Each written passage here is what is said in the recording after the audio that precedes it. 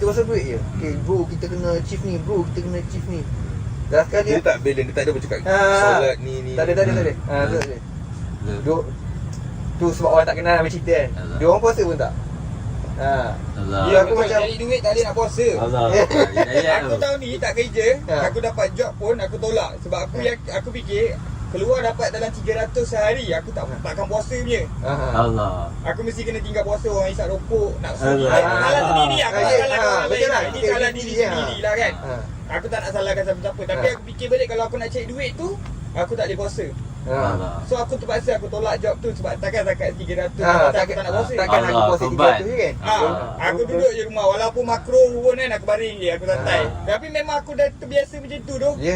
Dunia je pasal aku dah terikut-ikut dunia, kalau keluar je kena bakar rokok. Okey, faham. So nak tak nak aku nak betulkan diri aku kena mula dari bawah balik. Ya.